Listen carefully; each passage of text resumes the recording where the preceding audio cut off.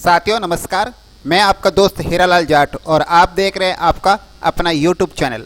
साथियों, प्रतीक्षा की घड़ी खत्म हुई और कक्षा 11 के लिए जो एक्सेल सीट है वो आपके सामने आज प्रस्तुत की जा रही है। सबसे ज़्यादा मेहनत कक्षा 11 के लिए ही लगती है, क्योंकि कक्षा 11 के अंदर अलग अलग फैकल्टी होती है और उसके अंदर भी अलग अलग सब्जेक्ट होते हैं। इन सब का रिजल्ट तैयार करना बड़ी टेढ़ी खीर होती है, इसलिए इसके अंदर थोड़ा टाइम लगा है, लेकिन आपके लिए बड़ी जानदार, शानदार और बेहद उपयोगी एक्सेल सीट आपके लिए तैयार की गई है। बिना किसी फॉर्मेलिटी के सीधा वीडियो शुरू करते हैं, लेकिन उससे पहले आपसे एक छोटा सा निवेदन रहेगा कि आप इस चैनल को सब्सक्राइब करें तथा अधिक से अधिक साथियों तक इस वीडियो को पहुंचाएं ताकि सभी साथी लाभान्वित हो सके। साथियों, इस एक्सेल सीट के मिलने का एड्रेस पता आपके सामने ये लिखा हुआ है।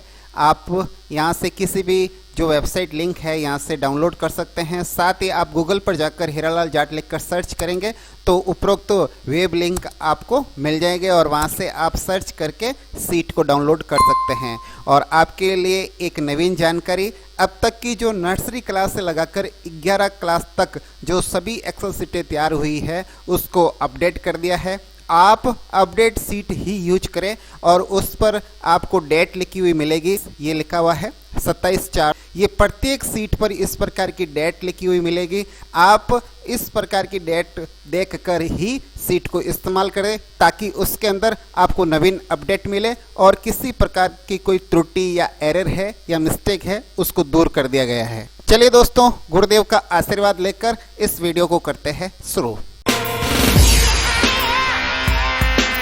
इस सीट पर वर्क करते समय किसी प्रकार की कोई भी समस्या आए तो आप इस YouTube वीडियो को जरूर देखें। इसके अंदर प्रत्येक समस्या का समाधान किया हुआ है। साथ ही इस एक्सेल फाइल की जो पहली सीट है, इंस्ट्रक्शन सीट, इस पर सारे निर्देश भी दे रखे हैं।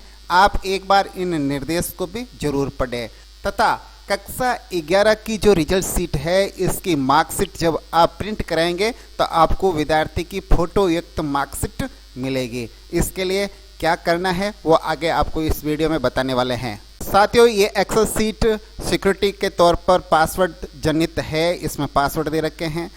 आपको कहीं पर भी पासवर्ड की जरूरत नहीं पड़ेगी। आपको जहाँ जहाँ वर्क करना है वहाँ सारी सेल आपको अनलॉक मिलेगी और जहाँ आपको कुछ नहीं करना है, ऑटो जनरेट रिपोर्ट तैयार हो रही है, वो सेल, रो, कॉलम वगैरह लॉक रहेंगे। ये एक्सेल फाइल कॉपीराइट एक्ट के अधीन है। आप इसके साथ किसी प्रकार की छेड़छाड़ नहीं करेंगे। अगर कोई ऐसा करता हुआ पाया गया तो उसके खिलाफ कानूनी कार्रवाई की जाएगी।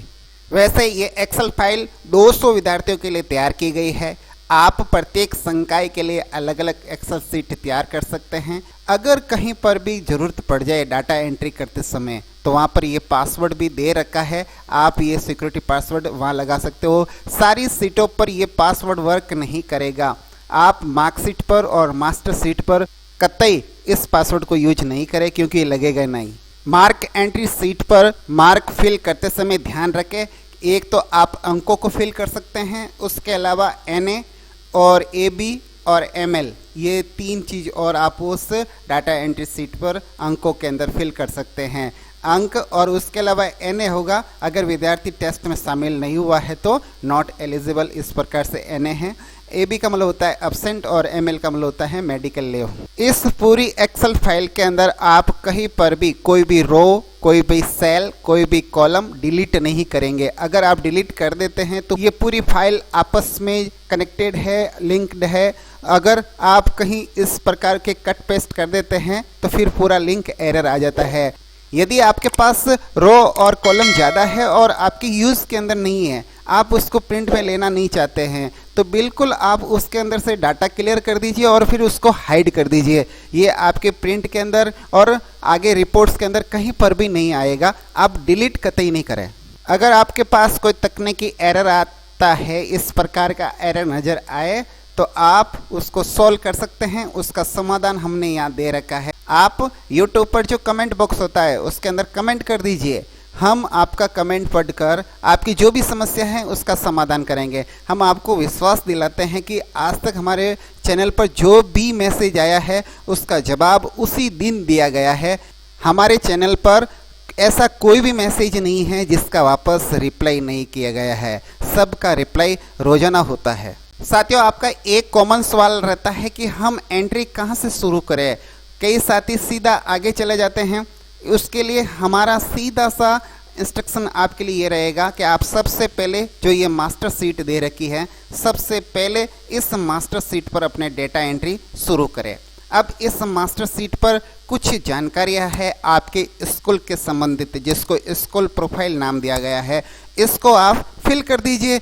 आगे जहां पर भी रिपोर्ट आएगी वहां पर आपके स्कूल का नेम, आपके प्रिंसिपल का नेम, आपके परीक्षा प्रभारी, कक्षा अध्यापक, ये जितने भी हैं ये सारी जानकारियां वहां पर आपके आ जाएगी। अब दूसरा क्वेश्चन ये रहता है कि हमारे यहाँ पर हिंदी में नाम नहीं लिखा जा रहा है।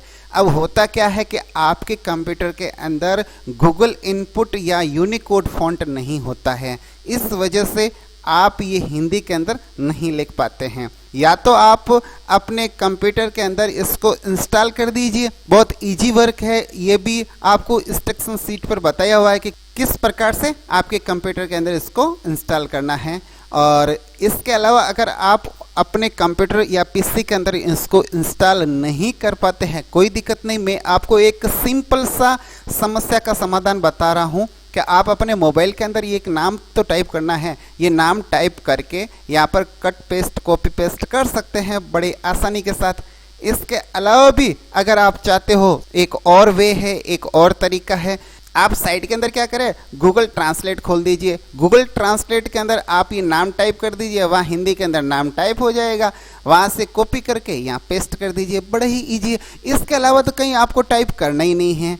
अगर विद्यार्थियों के नाम आप टाइप कर रहे हैं तो विद्यार्थियों के नाम इंग्लिश में ही टाइप करने हैं, क्योंकि इंग्लिश वाला नाम ही वैलिड है।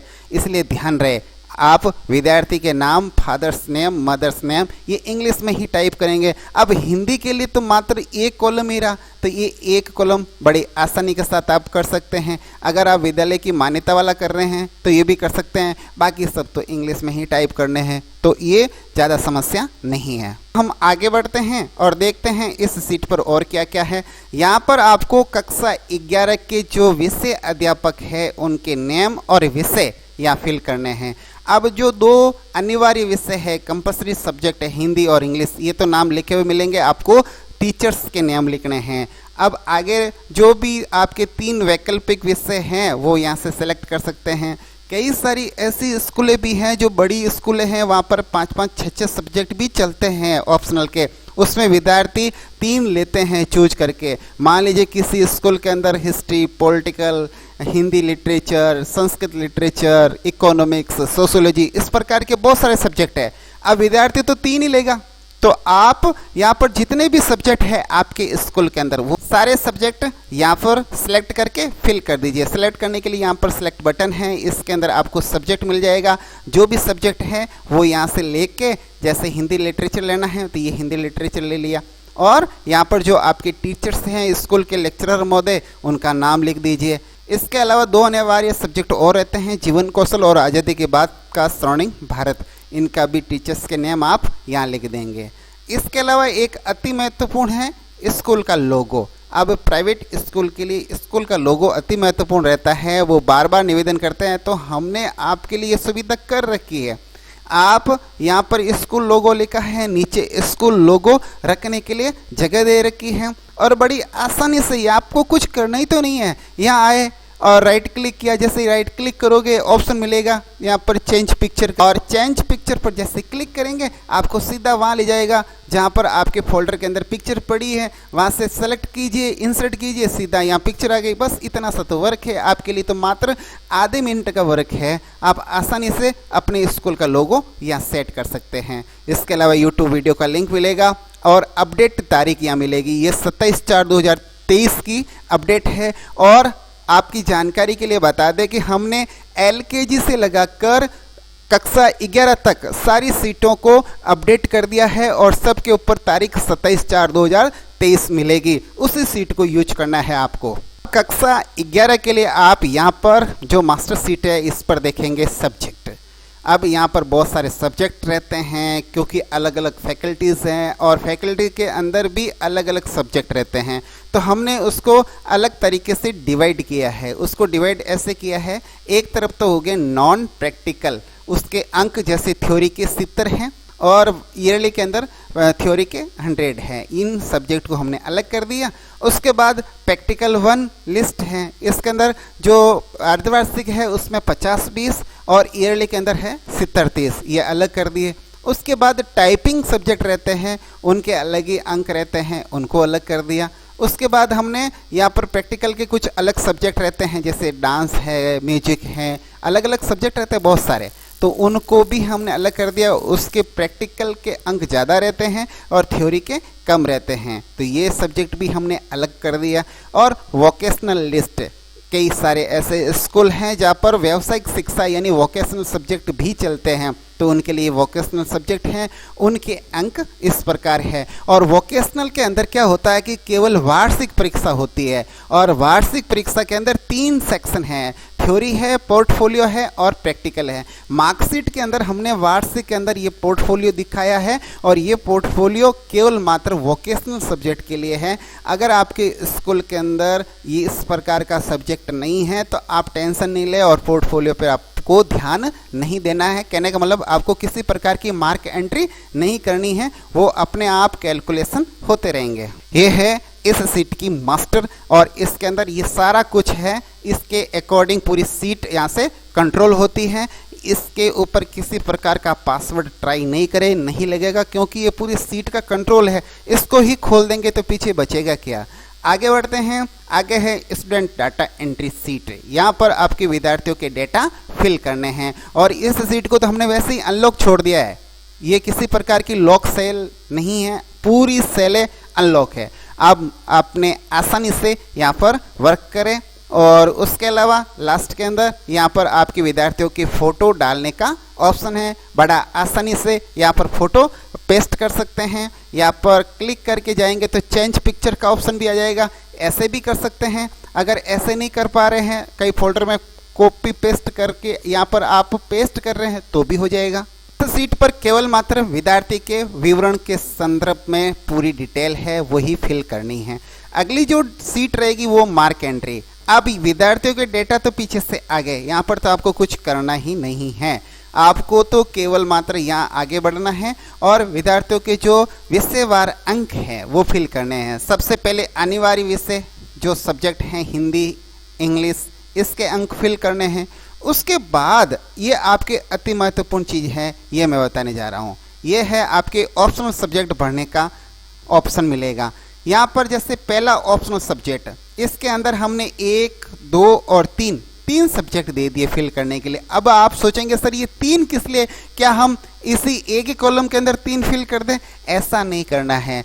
कई सारी स्कूलें हैं जहाँ पर 7-7, 8-8 सब्जेक्ट चलते हैं, तो वो उनके अकॉर्डिंग यहाँ फिल करेंगे।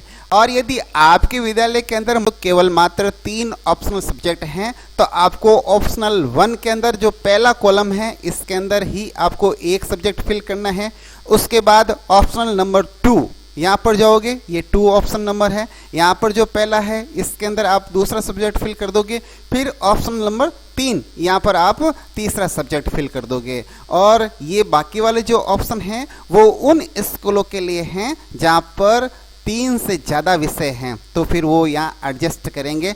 यहाँ पर आपको 9 विषय एडजस्ट करने के लिए हमने ऑप्शन दे दिए हैं। अगर किसी विद्यार्थी ने अतिरिक्त विषय लिया है तो ये आपके पास ऑप्शन मिलेगा फिल करने के लिए। और इसके अलावा जिन विद्यालयों के अंदर वोकेशनल सब्जेक्ट चलता है तो उनके लिए भी यहाँ फिल करने के लिए ये ऑप्शन रहेगा। यहाँ पर क्या करोगे, आप ऊपर जाओगे और ऊपर आपको एक ऑप्शन मिलेगा वोकेशनल सब्जेक्ट या एडिशनल सब्जेक्ट फिल करने के लिए। यहाँ पर यस करना है। जैसे ही ये आपको दिख रहा है यस, यहाँ पर जैसे ही यस पर आप क्लिक करेंगे, जैसे ही यहाँ पर राइट का निशान आया जहाँ पर आपको एंट्री करनी है वो कॉलम ओपन हो चुका है। अगर यहाँ से राइट का निशान आप हटा देते हैं, जैसे यहाँ पर हटा दिया, ये वापस क्लोज हो गया, यहाँ पर आप एंट्री नहीं करोगे। और अगर आपको एंट्री करनी है तो यहाँ पर आप जैसे राइट पे क्लिक करोगे, ये आपके सामने कॉलम ओपन हो चुके हैं, या एंट्री कर दीजिए।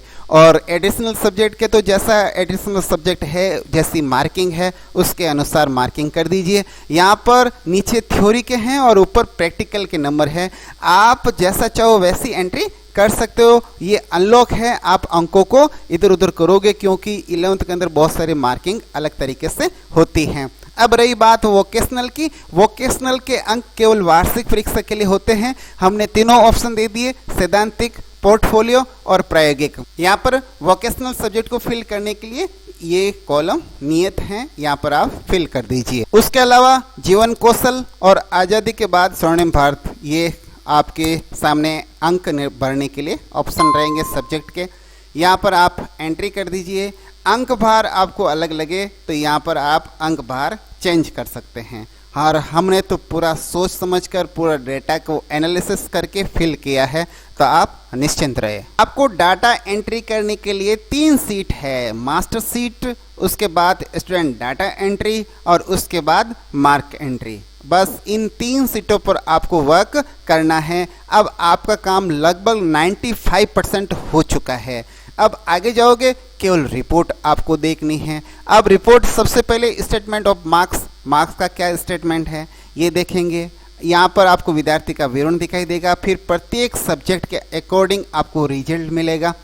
जहाँ पर विद्यार्थी के अंक कम मिले हैं, जैसे यहाँ पर 72 से कम हैं, तो आपको दूर से नज़र आ जाएगा कि ये विद्यार्थी का कुछ गोलमाल है, डावाडोल है, विद्यार्थी के डब्बा गोल है, ये अलग कलर आपको नज़र आएगा। तो जैसे ये नज़र आ रहा है आपको, तो इस प्रकार से ये आपको मार्क दिखाई देंगे। अब मैं आपको दिखा रहा हूँ मार्क एंट्री पर एक विशेष चीज़। जैसे कई ऐसे विद्यालय हैं जहाँ पर बहुत सारे ऑप्शनल सब्जेक्ट हैं, तो वहाँ कैसे डाटा फिल करोगे। जैसे मान लीजिए ये है आपके ऑप्शनल सब्जेक्ट, यहाँ पर आपने पहले कॉलम में पॉलिटिकल साइंस भर दिया, दूसरे के अंदर बायोलॉजी भर दिया, तीसरे के अंदर और कोई सब्जेक्ट यहाँ फिल कर दिया, और वहाँ पर टीचर्स के नेम मास्टर सीट पर आपने फिल किए हैं तो आ जाएंगे। और अब आगे दूसरा ऑप्शनल सब्जेक्ट है, इसके अंदर हिस्ट्री भी भर दिया, अकाउंटेंट भी भर दिया, मतलब जो भी सब्जेक्ट थे वो आपने ले लिए। और विद्यार्थी का कैसे फिल होगा, प्रत्येक विद्यार्थी के सामने एक कॉलम रहेगा विषय कोड। ये विषय कोड ए का मतलब है 1 नंबर कॉलम के अंदर जो सब्जेक्ट लिखा है उसके अकॉर्डिंग उसकी कैलकुलेशन होगी। और अगर आपने बी लिखा है, बी का मतलब ये हुआ यहाँ पर 2 नंबर पर जो सब्जेक्ट लिखा है, तो यहाँ पर जैसे ऑप्शनल 1 के अंदर यहाँ 2 नंबर कॉलम में बायोलॉजी लिखा है, तो इस बच्चे के बायोलॉजी माना जाएगा इस 2 नंबर वाले का। और 1 नंबर का ये क्या काउंट करेगा, पॉलिटिकल साइंस। तो आप भले फैकल्टी कोई भी हो, आप चाहो तो साइंस, आर्ट्स, कॉमर्स तीनों का एक साथ भी रिजल्ट बना सकते हो, क्योंकि ऑप्शनल एक तो एक ही रहेगा विद्यार्थी का, और दूसरे में दूसरा भरोगे और तीसरे में तीसरा भरोगे। और मान लीजिए अगला विद्यार्थी साइंस का है तो इसका आप दूसरे नंबर कॉलम में भर दीजिए, और ऑप्शनल 2 के अंदर भी दूसरे में भर दीजिए, और ऑप्शनल 3 में भी उसका दूसरे में भर दीजिए। और कॉमर्स का करना चाह रहे हो तो आप तीसरे कॉलम, यानी जहाँ पर आप सी करोगे तो वहाँ पर तीसरे कॉलम में कर दीजिए। तो आप 3 फैकल्टीज एक साथ फिल भी कर सकते हैं, इतना सारा इस एक सीट के अंदर कर सकते हैं आप। कई जगह आर्ट्स में 10-10 सब्जेक्ट भी होते हैं, तो हमने उन सारे सब्जेक्ट को यहाँ फिल करने के ऑप्शन दे दिए हैं।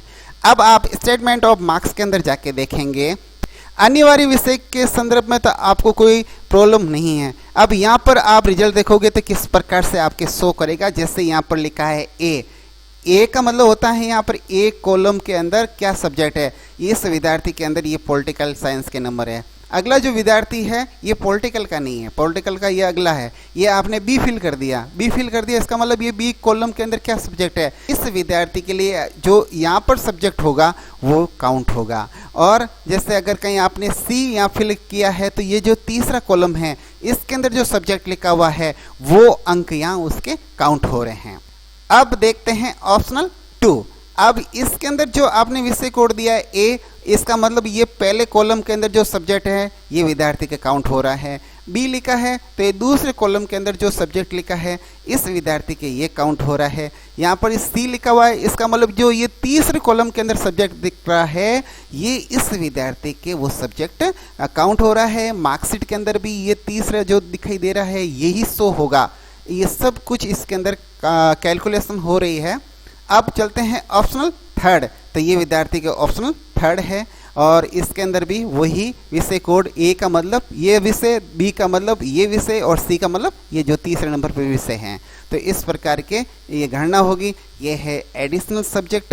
एडिशनल सब्जेक्ट अगर है तो आपको यहाँ फिल करना है, नहीं है तो पीछे से डाटा क्लियर कर दीजिए। अगर आप इसको प्रिंट भी नहीं लेना चाहते कोई दिक्कत नहीं, आप यहाँ से लगाकर यहाँ तक ये आपको नहीं चाहिए क्योंकि आपके तो स्कूल में कोई ना तो एडिशनल सब्जेक्ट है और ना ही वोकेशनल सब्जेक्ट है। इसको हाइड कर दीजिए, ये प्रिंट में भी नहीं आएगा और इसके डेटा तो वैसे भी पीछे नहीं आने वाले हैं वोकेशनल के, क्योंकि अगर आप मास्टर सीट पे वोकेशनल का यस करोगे तो ही मार्कशीट पर और अन्य जगह रिपोर्ट कार्ड के अंदर मार्क दिखाएंगे वोकेशनल के। जब तक आप यहाँ वोकेशनल के लिए यस नहीं करते तब तक ये वोकेशनल के मार्क्स आगे कैलकुलेशन के अंदर नहीं दिखाने वाले हैं। इसके अलावा भी अगर आप चाहते हैं तो जो मार्क एंट्री है इस मार्क एंट्री के अंदर आपको ये मिलेगा, आपको एडिशनल सब्जेक्ट का ऑप्शन। जो भी आपको डाटा दिखाई दे रहा है वो पहले यहाँ से सिलेक्ट करके उसको क्लियर कर दीजिए।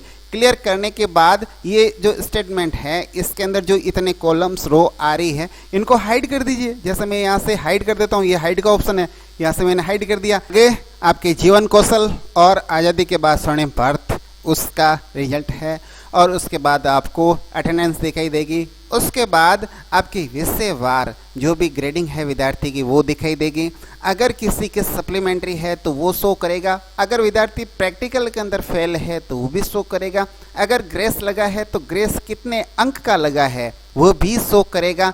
और विद्यार्थी की सप्लीमेंट्री आई है तो किस सब्जेक्ट में आई है वो आगे शो करेगा और फेल है तो भी शो करेगा। ये आगे दिखाएंगे आपको अनुत्तीर्ण विषय, यहाँ पर किस सब्जेक्ट के अंदर विद्यार्थी अनुत्तीर्ण हुआ है। जैसे यहाँ पर ज्योग्राफी लिखा है तो हम चेक करते हैं ज्योग्राफी के अंदर कैसे फेल हुआ, तो यहाँ आपको लिखा मिलेगा एफपी। एफपी का मतलब होता है प्रैक्टिकल के अंदर वो बच्चा फेल हुआ है, फेल इन प्रैक्टिकल, एफपी का मतलब ये हुआ। और उसके बाद अपन देखते हैं पॉलिटिकल साइंस, तो ये यहाँ पर कैसे फेल हुआ है, तो हम पीछे जाएंगे देख पॉलिटिकल साइंस की लेन और इसके अंदर ये लिखा है एफ, इसकी वजह से ये सब्जेक्ट यहाँ शो कर रहा है। अब देखेंगे पूरक परीक्षा। पूरक परीक्षा के अंदर भी जहाँ पर आपको एस नज़र आ रहा है तो वो सब्जेक्ट शो करेगा कि ये विद्यार्थी किसके अंदर पूरक लेके आया है। उसके बाद सानुग्रह उत्तीर्ण यानी जिसमें ग्रेस लगा है, ग्रेस के भी नियम है। अगर एक सब्जेक्ट के अंदर है जितने भी पूर्णांक होते हैं उनका 5%, अगर विद्यार्थी के 2 में ग्रेस लग रहा है तो दोनों विषयों के 2% मिलेंगे जितने पूर्णांक है। अगर विद्यार्थी ने 75% से एबो अंक प्राप्त किए हैं तो उनको विशेष योग्यता यानी डिडक्शन मार्क्स मिले हैं तो वो भी शो करेगा। फिर आपको रिजल्ट दिखाएगा। उसके बाद यहाँ पर पूरा ये मुख्य परीक्षा परिणाम दिखाई देगा। अगर विद्यार्थी सप्लीमेंट्री के अंदर आया है तो उसके यहाँ कॉलम खाली रहेंगे और पूरक परीक्षा के बाद यह रिजल्ट आपके शो होगा। वो कैसे होगा, अगली जो सीट है सप्लीमेंट्री रिजल्ट एंट्री, अगर विद्यार्थी की सप्लीमेंट्री आई है तो उसका सब्जेक्ट इस सीट के अंदर शो करेगा। इस प्रकार से इस सीट के अंदर सब्जेक्ट शो होगा और कितने विषयों में आई है वो शो होगा। और उसको फिल करने के लिए जैसे पॉलिटिकल साइंस है तो पॉलिटिकल साइंस कहाँ लिखा है, ये लिखा है, तो इसी कॉलम के अंदर ही आप फिल कर सकते हैं और कहीं पर भी आप अंक फिल नहीं कर पाएंगे। मान लीजिए आप यहाँ पर डाटा एंट्री कर रहे हैं तो ये नहीं करेगा। यदि उक्त विषय में पूरक आई है तो ही मार्क फिल कर सकते हैं। इसका मतलब इसमें पूरक नहीं आई है तो आप डाटा फिल यहाँ नहीं कर सकते। गलत इंद्राज आपसे कहीं पर भी नहीं होगा। जैसे मान लीजिए पॉलिटिकल साइंस के अंदर आपकी ये आई है सप्लीमेंट्री, तो पॉलिटिकल साइंस वाला ये सब्जेक्ट है तो इसके अंदर आपको इस विद्यार्थी के सामने ही एंट्री करनी है। इस विद्यार्थी के सामने मैंने एंट्री की तो यहाँ पर ये एंट्री हो जाएगी।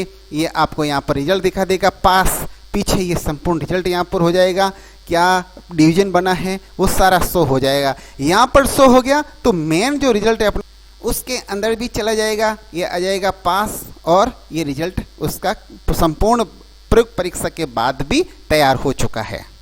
आगे तो सिर्फ आपको रिपोर्ट है इसके अंदर विषयवार और विषय अध्यापकवार रिपोर्ट दिखेगी। उसके बाद वर्गवार ये रिपोर्ट है, ये रिपोर्ट आपको नज़र आएगी।